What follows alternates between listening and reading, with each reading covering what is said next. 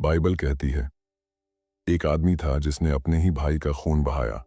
परमेश्वर ने उसे शाप दिया, तू पृथ्वी पर भटकता रहेगा।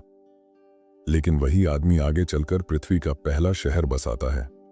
सवाल है, जब दुनिया में और कोई नहीं था तो उसने शहर किसे बसाया? वह लोग कौन थे और उस नगर का सच्चा रहस्य क्या था?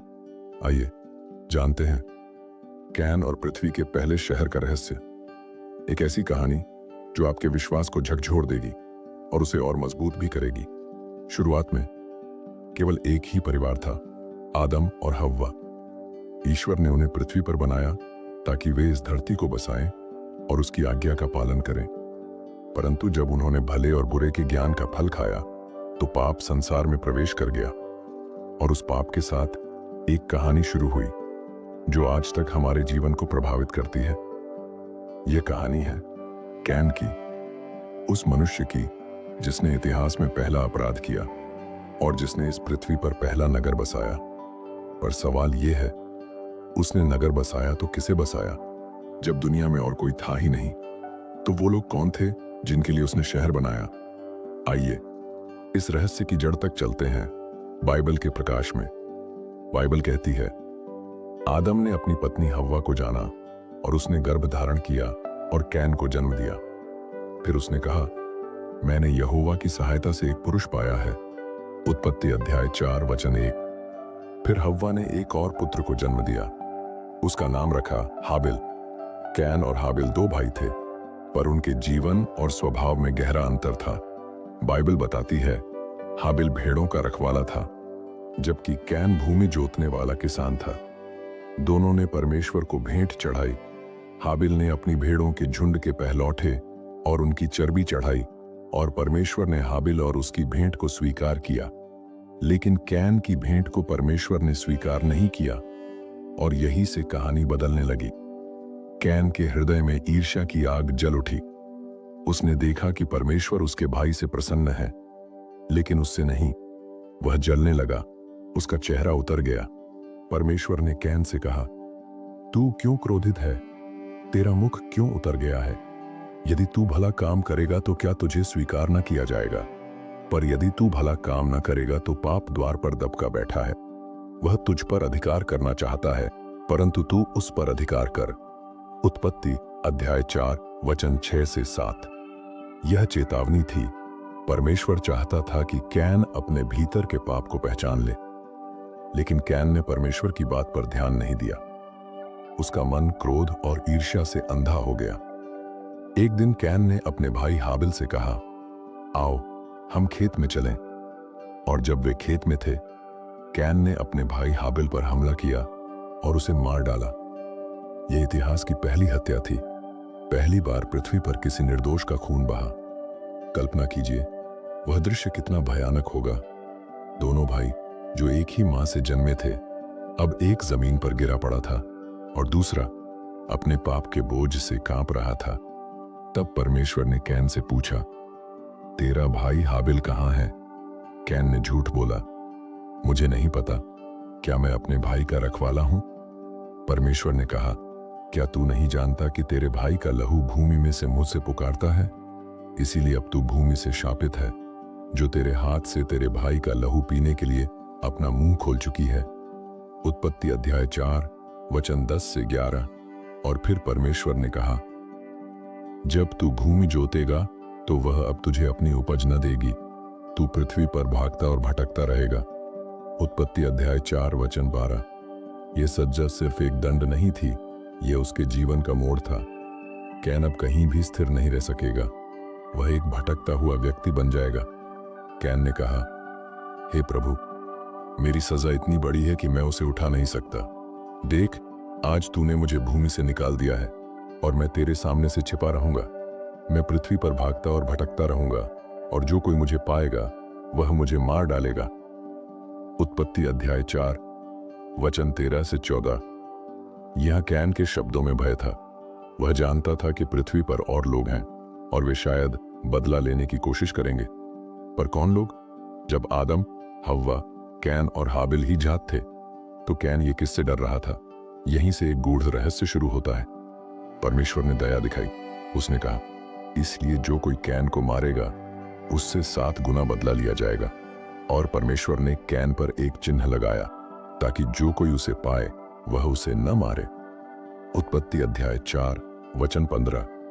कैन को सजा मिली थी लेकिन मौत नहीं। परमेश्वर ने उसे जीने दिया ताकि वह अपने पाप के बोझ के साथ जीवन बिताए और सबक बने आने वाली पीढ़ियों के लिए। बाइबल कहती है, तब कैन यहोवा के सामने से निकल गया और अदन के पूरब की ओर नोड देश में बस गया। उत्पत्ति अध्याय 4 वचन 16।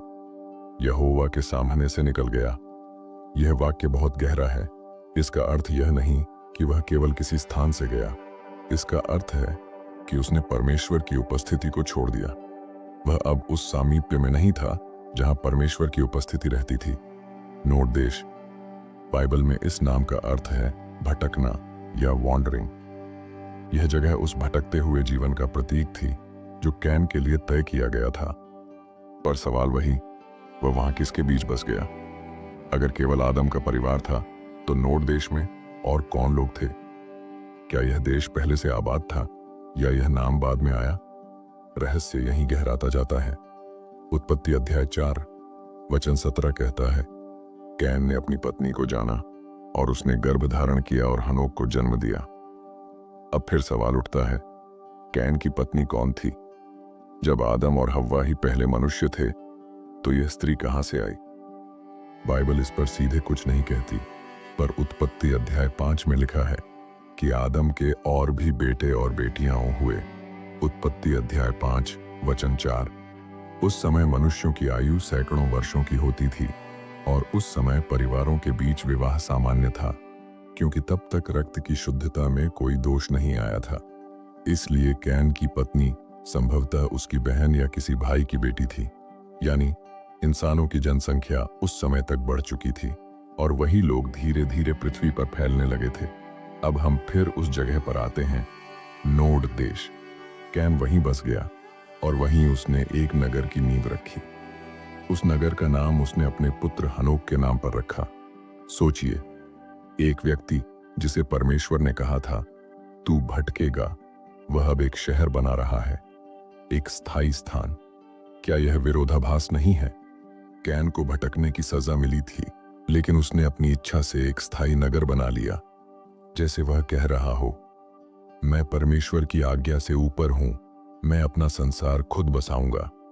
यही से मानव की बगावत शुरू हुई, अपनी शक्ति, अपनी सभ्यता, अपने नियम। कैन ने शायद सोचा कि यदि परमेश्वर ने उसे शापित किया है तो वह अपने नगर से अपने भय को मिटा सकता है, पर वास्तव में वह परमेश्वर से और दूर होता जा रहा था। पहले नगर की नींव, विद्रोह या सुरक्षा। कुछ विद्वान कहते हैं कैन ने नगर इसलिए बनाया ताकि वह खुद को और अपने परिवार को सुरक्षित रख सके, क्योंकि उसे डर था कि कोई उसे मार न दे। दूसरे कहते हैं यह नगर उसके विद्रोह का प्रतीक था। वह नहीं चाहता था कि परमेश्वर उसकी जिंदगी पर नियंत्रण रखे। वह अपनी दुनिया बनाना चाहता था। किसी भी कारण से हो, यह नगर मानव इतिहास में पहला था और इसे बसाने वाला व्यक्ति था कैन। अब सबसे बड़ा सवाल, कैन ने कहा था जो कोई मुझे पाएगा वह मुझे मार डालेगा। इसका मतलब है पृथ्वी पर और भी लोग थे। ये कौन थे?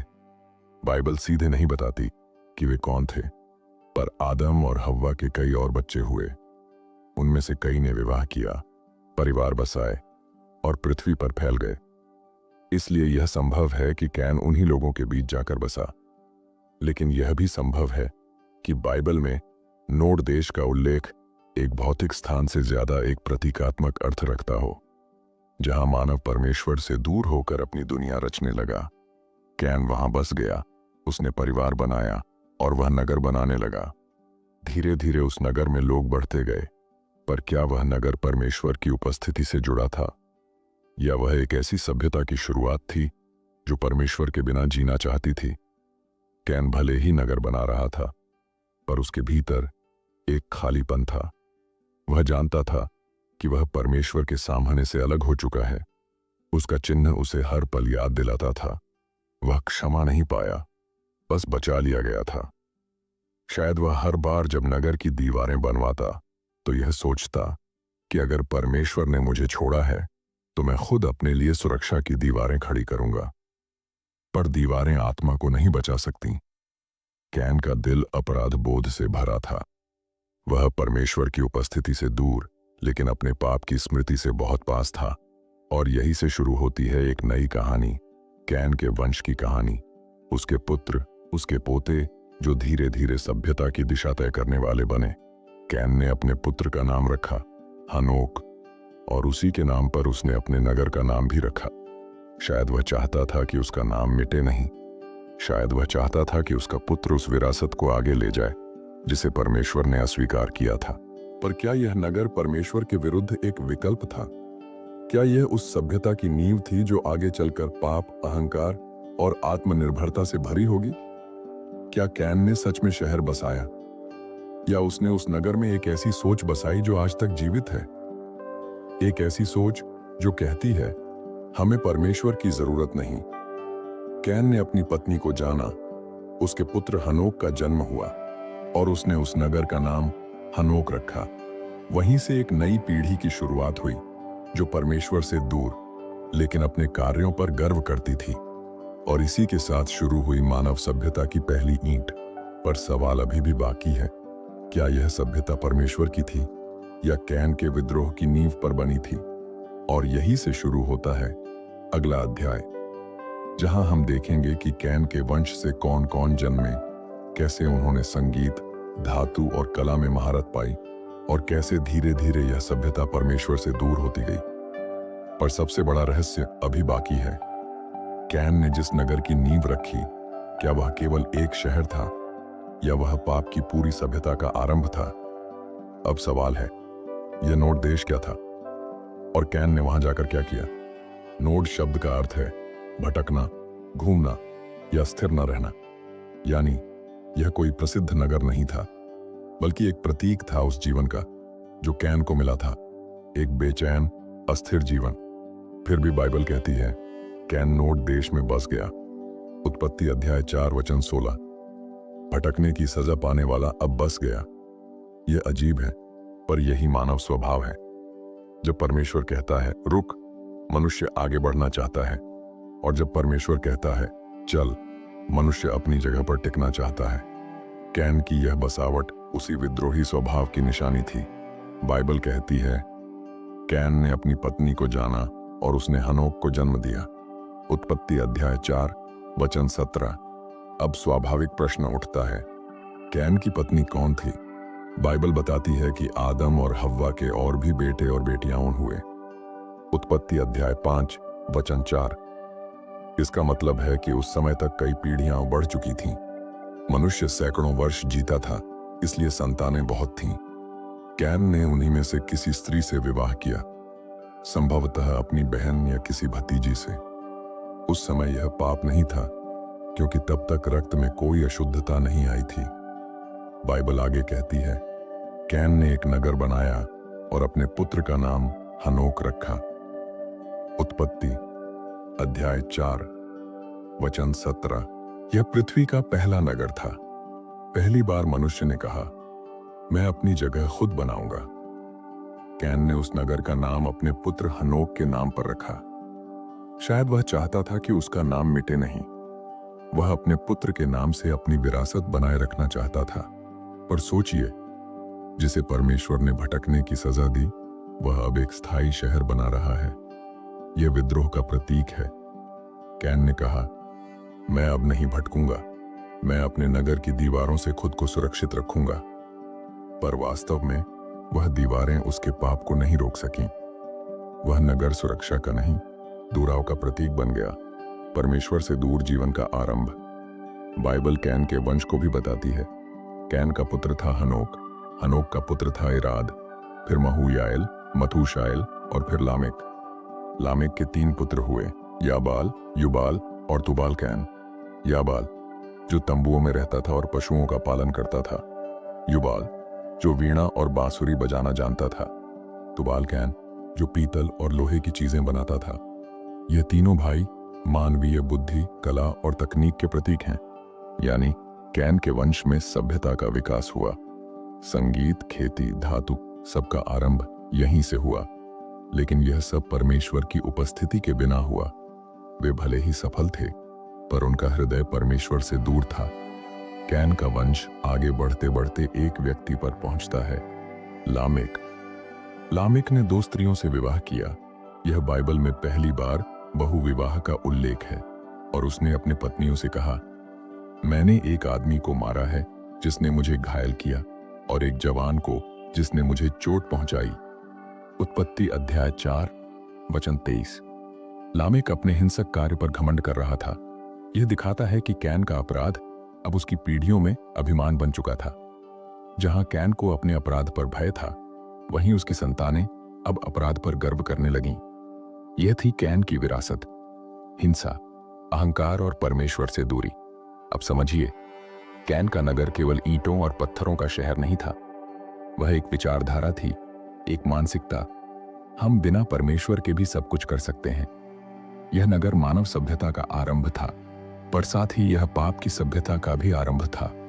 जहां परमेश्वर ने कहा था, मेरे बिना तुम कुछ नहीं कर सकते, वहीं मनुष्य ने कहा, हमें तेरी जरूरत नहीं। कैन का नगर आगे चलकर उस मानव सोच का प्रतीक बना जिसने बाबेल का गढ़ बनाया, जिसने साम्राज्य खड़े किए, और जो अंत में परमेश्वर से विद्रोह की चरम सीमा तक पहुंच गई। लेकिन कहानी यहीं खत्म नहीं होती। आदम और हव्वा ने एक और पुत्र को जन्म दिया, शेत। और हव्वा ने कहा, परमेश्वर ने मुझे हाबिल के बदले एक और वंश दिया है। उत्पत्ति अध्याय 4 वचन 25। शेत का वंश कैन के वंश से अलग था। जहां कैन का वंश अपनी महिमा के लिए जीता था, वहीं शेत का वंश परमेश्वर के नाम से प्रार्थना करने लगा। उत्पत्ति अध्याय 4 वचन 26। यहीं से मानवता 2 दिशाओं में बंट गई। एक जो परमेश्वर से दूर हो रही थी, कैन का वंश, और दूसरी जो परमेश्वर की ओर लौट रही थी, शेत का वंश। आज कई लोग पूछते हैं, क्या नोड देश कोई वास्तविक जगह थी? शायद नहीं, या शायद अब उसका अस्तित्व मिट गया। पर आध्यात्मिक रूप से देखा जाए तो नोड देश आज भी है। वह हर उस जगह है जहां मनुष्य परमेश्वर से दूर होकर अपनी दुनिया बसाता है, जहां वह कहता है, मैं खुद अपने जीवन का राजा हूं। कैन का नगर आज भी जीवित है, हर उस समाज में जो ईश्वर से दूर होकर खुद को श्रेष्ठ मानता है। इतिहास गवाह है, एक ओर कैन का नगर था जहां पाप, अभिमान और हिंसा थी, और दूसरी ओर शेत का वंश जहां विश्वास, आराधना और परमेश्वर की खोज थी। आज भी वही 2 नगर हैं, एक संसार का नगर, दूसरा परमेश्वर का नगर।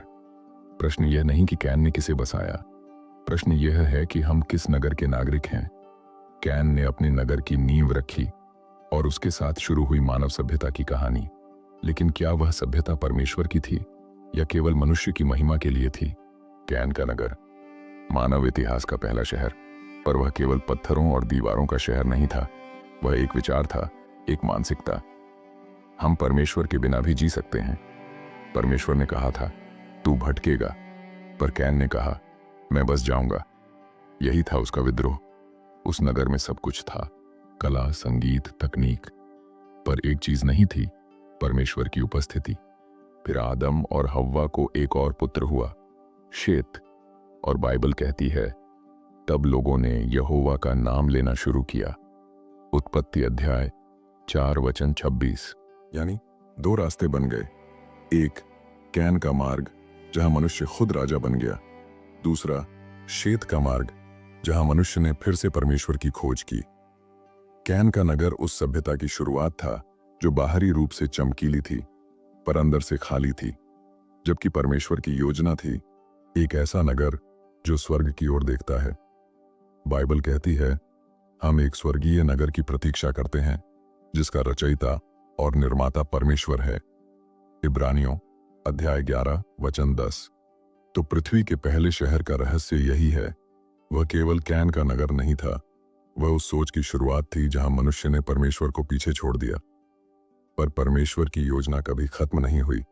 वह आज भी बुला रहा है, मेरे नगर में आओ जहां सच्ची शांति और जीवन है। अब सवाल यह है, हम किस नगर के नागरिक हैं? कैन के नगर के जहां पाप और अभिमान है, या परमेश्वर के नगर के जहां क्षमा और उद्धार है? चुनाव हमारे हाथ में है।